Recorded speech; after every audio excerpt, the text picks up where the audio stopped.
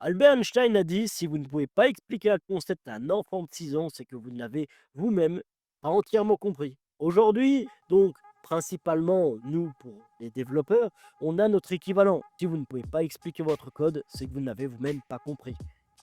C'est, principalement un problème que l'on avait précédemment avant l'intelligence artificielle.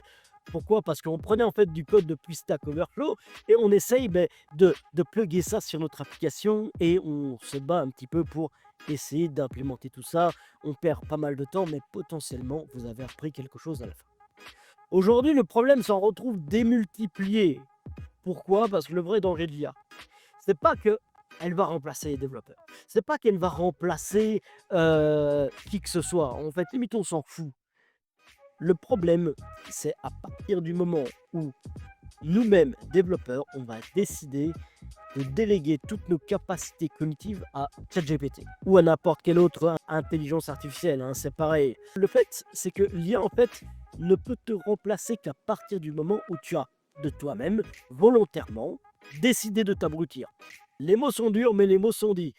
C'est précisément en fait à ce moment-là que tu seras remplaçable et remplacé. Une scène qu'on a déjà tous vécue en tant que développeur, normalement, si vous avez donc suffisamment d'expérience, que l'intelligence artificielle donc est devenue surpuissante, on l'a tous utilisé, on l'a tous fait.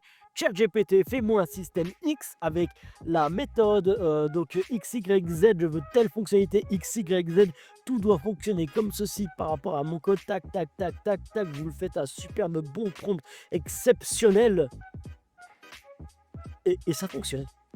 Ouais, non, non, c'est la plupart du temps, ça fonctionne directement, c'est nickel.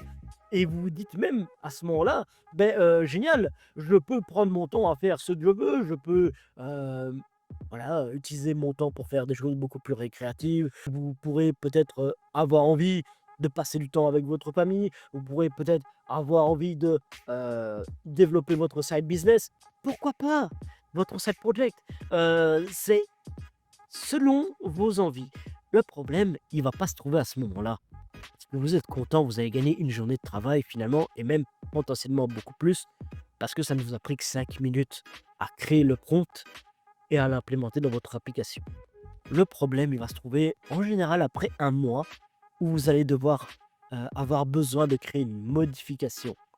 En fait, à partir du moment où vous allez avoir besoin de modifier, cette fonctionnalité-là, principalement pourquoi? Parce que, votre client a besoin d'une modification, vous avez besoin d'une modification, vous vous êtes rendu compte que vous avez oublié quelque chose et cetera et cetera et cetera.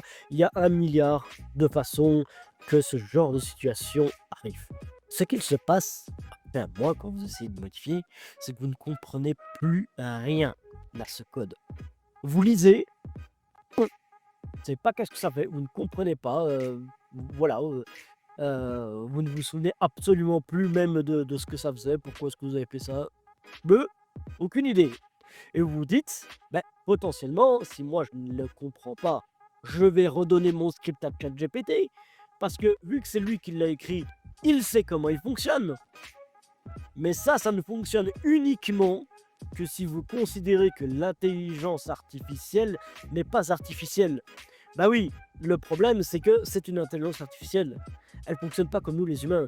C'est pas qu'on peut se souvenir: «Ah oui, oui, j'ai créé en fait cette fonctionnalité, j'ai créé cette méthode-là parce que ci, parce que ça» et donc vous pouvez reconstituer les choses. L'intelligence artificielle, pas vraiment. Ah bah oui. Du coup, qu'est-ce qu'il se passe? Vous demandez la modification et tout planche. Et vous vous bagarrez à régler beaucoup plus de bugs qu'il n'y a de lignes de code.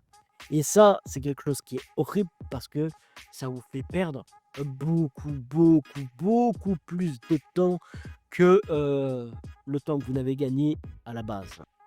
Finalement, c'est toujours le même principe, c'est qu'on veut gagner du temps, on veut gagner de l'efficacité, de la productivité et le problème, c'est qu'en faisant cette méthode-là, eh bien, on gagne du temps au début pour en perdre potentiellement le double, voire le triple, juste après. C'est à ce moment-là, en fait, qu'on se demande: «Mais, est-ce qu'il y a seulement une solution?» Parce que cette situation, ça m'est arrivé justement lors du développement donc d'un jeu vidéo. Pourquoi? Parce que flemme dans la précipitation ou même dans l'urgence, hein, ça dépend un petit peu la situation de chacun. Parce qu'on crée des systèmes générés entièrement par IA et on ne les comprend pas. Alors que le résultat est là, mais finalement, en fait, on ne se doute jamais du problème qui va arriver par la suite. Le problème qui arrive en fait par la suite, c'est que notre code devient immaintenable et ce pour j'ai identifié en tout cas 2 raisons assez simples. Premièrement, tu n'as pas acquis les bases du monde du développement.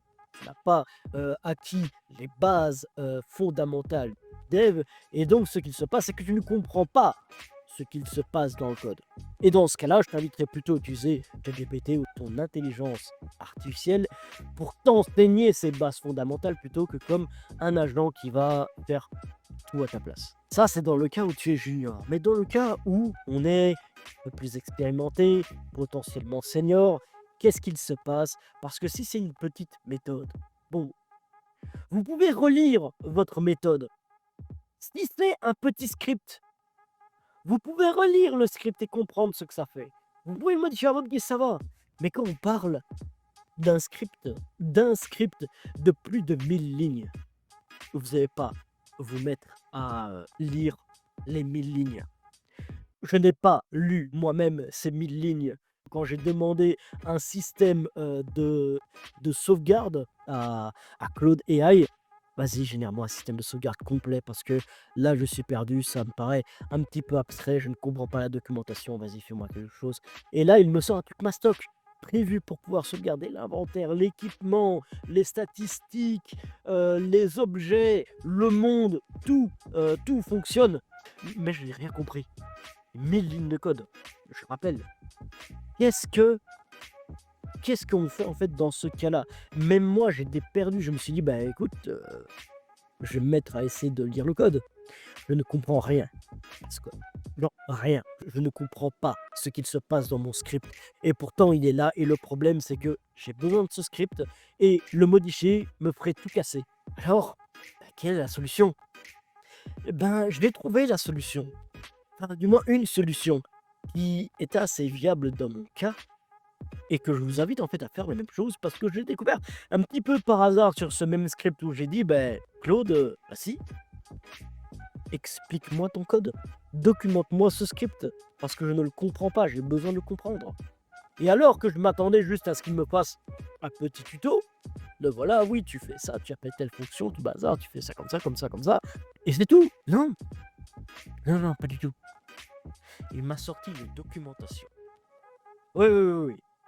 Pour vous, peut-être les juniors, vous ne vous rendez pas compte en fait qu'est-ce que ça implique une documentation. Mais une documentation, c'est le saint graal. Personne n'a envie de faire une documentation parce que c'est chiant, mais c'est bordel, c'est tellement important. Parce que quand vous devez revenir sur le code, si vous avez la bonne documentation, vous savez comment ça fonctionne, vous pouvez directement modifier, vous pouvez appeler directement ce que vous avez besoin.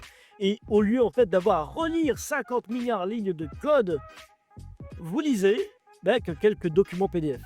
Franchement, d'accord, on se dit, ouais, c'est pas très sexy de lire une documentation, tout ça, faut quand même lire, on pourrait directement passer à l'étape où on code. Mais non, en fait, ça nous permet justement de pouvoir gagner énormément de temps de lire une documentation. Mais alors, une documentation bien faite, vous pouvez carrément aller rechercher l'information que vous avez besoin seulement et directement l'utiliser dans votre code.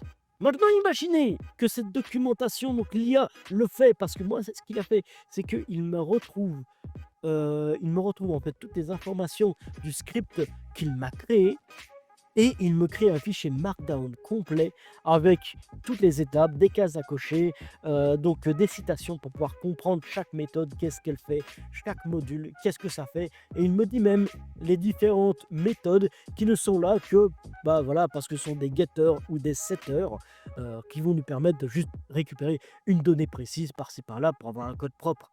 Il nous dit même donc tout ça. Moi, c'est ce que j'ai fait avec Claude. Maintenant, imaginez un petit peu cette documentation pour pouvoir être encore plus productif parce que vous allez demander cette documentation ChatGPT ou à Claude, excusez-moi, ou même n'importe quelle intelligence artificielle, hein. Je vais souvent faire des lapsus dans cette vidéo. Le fait, c'est que, imaginez que cette documentation, vous la donnez à votre IA et dit, ben voilà, je cherche dans cette documentation, il faut me retrouver en fait quelle méthode fait ceci. Ah ben regarde, j'ai trouvé dans cette documentation ceci et c'est comme ça qu'il faut l'utiliser. Là, vous avez gagné un temps monstrueux, un temps gigantesque, parce que vous avez demandé à la base la documentation de votre script généré par IA, et surtout vous avez gagné du temps, parce que ça vous a pris 5 minutes à générer le script, 5 minutes pour l'installer, 5 minutes pour créer la documentation, et vous n'avez même pas besoin de la lire, c'est seulement quand vous avez besoin, vous pouvez directement en fait aller chercher l'information que vous avez besoin. Et ça, c'est je pense la grande force de ce qui va faire la différence entre les juniors et les seniors. Parce qu'on le sait déjà bien, et je vais me référer à la vidéo de Micode avec qui parle justement de l'intelligence artificielle et le problème de l'intelligence artificielle avec les juniors ou bien les personnes qui se reposent beaucoup trop dessus. Le problème, c'est qu'on ne review pas assez le code que l'intelligence artificielle nous a donné. Et comment est-ce qu'on peut le review? Soit à la manière ultra brutale, en mode on lit les 1000 lignes, ou bien on demande une documentation à l'intelligence artificielle et on va pouvoir comprendre de quoi est-ce qu'il s'agit. Et quand vous aurez besoin d'aller rechercher une information précise à un moment donné, eh bien vous pouvez ressortir la documentation. Je regarde, ok, quelle méthode est-ce que je peux faire? C'est dans tel script, je peux appeler telle méthode, bam bam bam. Et si vous ne comprenez pas, si vous avez besoin d'éclaircir ça, vous donnez donc cette partie de la documentation à votre IA. Demandez-lui de vous expliquer comment est-ce que ça fonctionne et elle vous donnera l'explication. C'était ça la solution en fait depuis le début. C'est non seulement vous allez déléguer la documentation à votre IA et vous allez demander à votre IA de rechercher une information spécifique dans votre documentation. Parce qu'après tout, c'est un petit peu ça qu'on utilisait au tout début, parce qu'on se dit, c'est très chiant en fait d'avoir une documentation. Si je demandais à ChatGPT de me retrouver la documentation en fait de tel framework, ah j'ai besoin en fait de savoir comment ça fonctionne.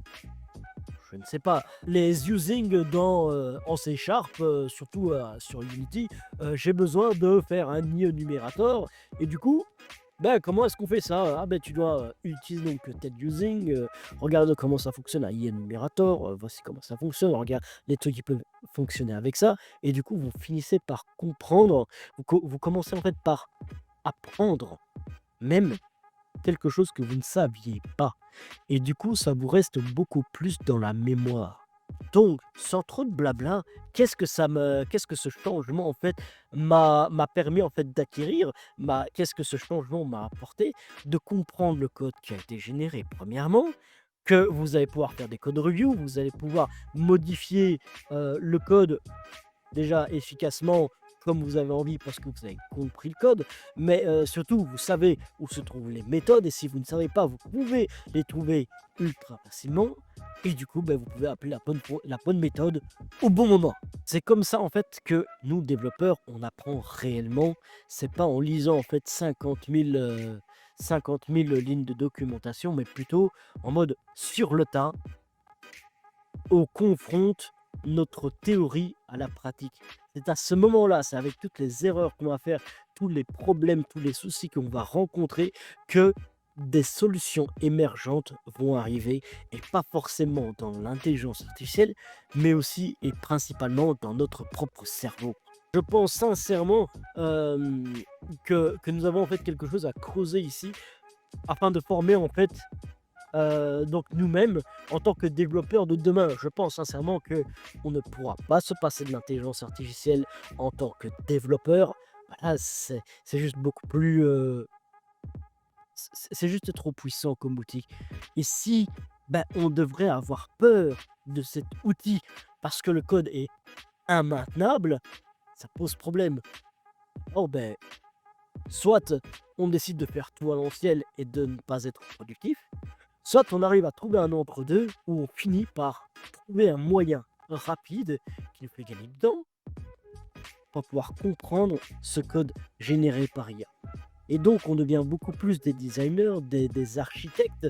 Mais attention, en tant qu'architecte, en tant que designer, eh bien, on ne doit pas s'abrutir. On ne doit pas faire en sorte de déléguer notre savoir, notre connaissance, notre réflexion à l'intelligence artificielle. On ne doit pas former 100% avec l'IA. On doit former 200% avec l'IA. Voilà, votre intelligence artificielle, votre Jarvis de poche, votre n'importe quoi, ça ne doit être qu'une extension de vous-même et pas un remplacement. Je vais sincèrement prendre cette voie et continuer en fait mes recherches là-dessus, principalement pour pouvoir en fait devenir ce développeur de demain et pouvoir se former concrètement à demain. Pouvoir comprendre en fait comment utiliser l'intelligence artificielle non seulement dans tous les aspects du métier, mais pas seulement en mode oh j'utilise ChatGPT et j'ai compris comment utiliser un prompt. Non, non, non, non, non, non, non, non. Mais plutôt vraiment comment l'utiliser dans son métier particulièrement.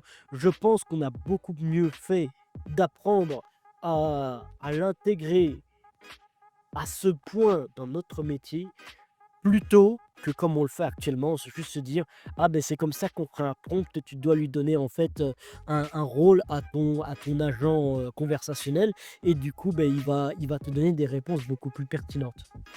Je pense que c'est une mauvaise méthode. Je vais sincèrement rechercher les bonnes méthodes parce que je sais que rien qu'avec cette expérience, il y a quelque chose qui s'est passé dans ma tête. J'ai davantage compris, j'ai gagné du temps. Donc je pense que c'est quelque chose qu'il va falloir faire, nous en tant que développeurs, pour pouvoir évoluer par la suite. N'hésitez pas à vous abonner parce que je vais donner les nouvelles de mes recherches vis-à-vis de ça. Non seulement ici sur YouTube, mais aussi sur Medium en anglais et en français, sur LinkedIn, donc par écrit pour ces deux médias-là. Merci à tous en tout cas de m'avoir écouté. N'hésitez pas en fait à me donner votre point de vue dans les commentaires. N'hésitez pas en fait à donner aussi vos expériences. Pourquoi pas donner vos astuces, vos découvertes, vos recherches par rapport à ça. Parce que si on peut trouver des solutions ensemble, on trouvera des solutions beaucoup plus vite. Encore une fois, merci à tous de m'avoir regardé et je vous dis à la prochaine.